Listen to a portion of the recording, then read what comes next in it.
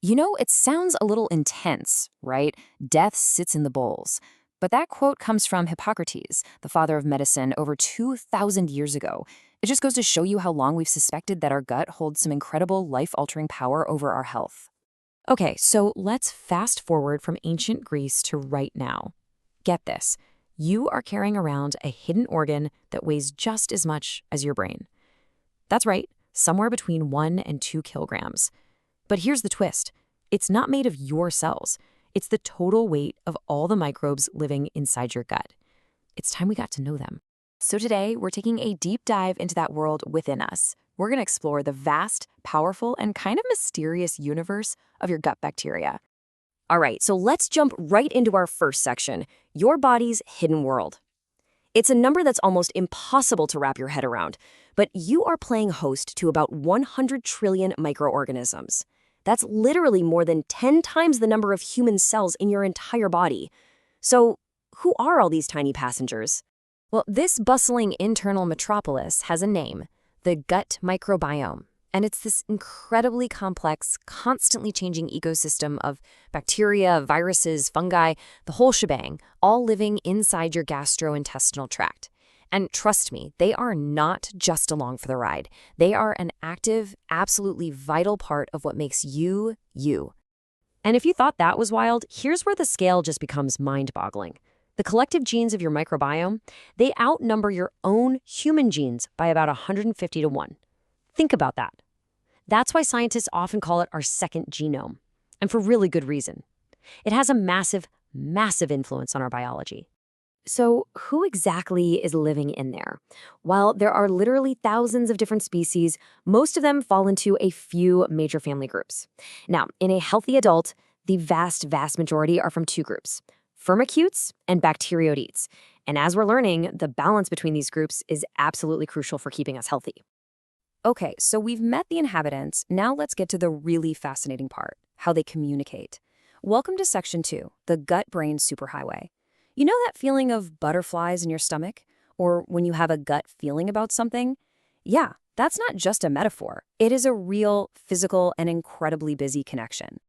And this communication, it's not just random chatter. It happens along this super complex two-way network. A good way to think of it is a superhighway with 4 main lanes. First, you've got the direct neural wiring, mostly through a massive nerve called the vagus nerve. Then there's the endocrine system, which uses hormones as messengers. You've also got the immune system, talking through inflammatory molecules. And finally, the metabolic pathways, where the things your microbes produce travel all through your bloodstream.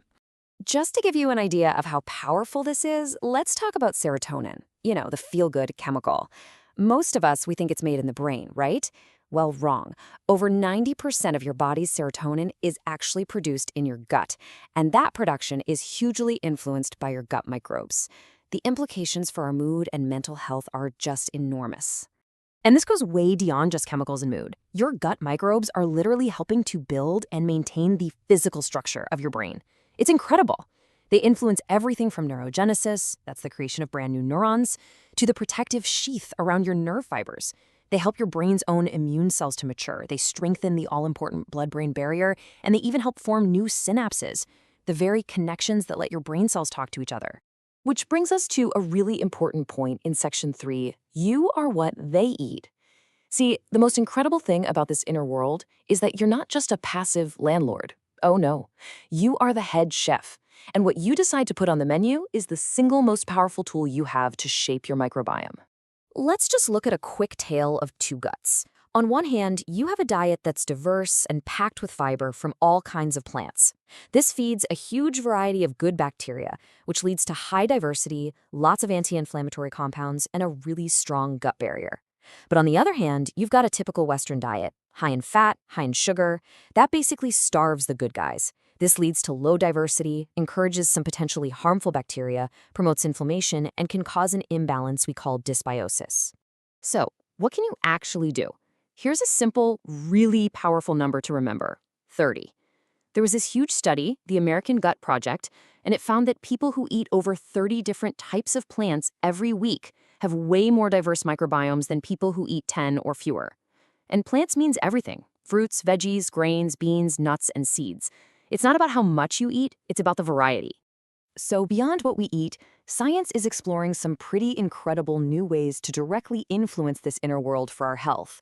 Which brings us to Section 4, hacking your gut microbiome. You've probably seen these words all over the place, so let's just break it down real quick. Probiotics are the actual live good bacteria. Prebiotics are the food for those good bacteria. Think of it like fertilizer, and it's mostly fiber. And then symbiotics, well, that's just a combination of the two. Simple as that. But now things are getting even more specific, even more targeted. Meet the psychobiotics. This is a newer class of probiotics that are being studied specifically for their ability to help patients with conditions like anxiety and depression. We're actually talking about using targeted strains of bacteria to support mental well-being. It's amazing. And then there's the most dramatic intervention of all, fecal microbiota transplantation, or FMT. And yep, it is exactly what it sounds like. Now, while this is already a proven therapy for certain nasty gut infections, it's now being explored as a potential treatment for a whole range of neurological conditions, things like autism, depression, and even Parkinson's disease. It just shows you how profoundly powerful this ecosystem really is. Okay, this all leads us to our final section. The future is personal. Because the era of just getting generic advice like eat more yogurt is coming to an end. The future is all about precision.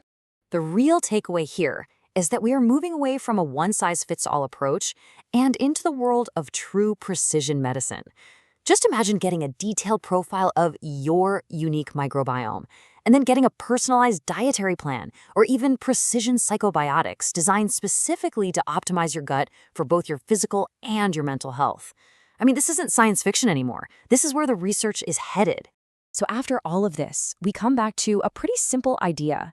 Inside of you, there is a second brain, a second genome, a whole world that is constantly sending out signals that affect how you feel, how you think, and how you function every single day. So the only question left is, your gut microbiome is talking. Are you listening?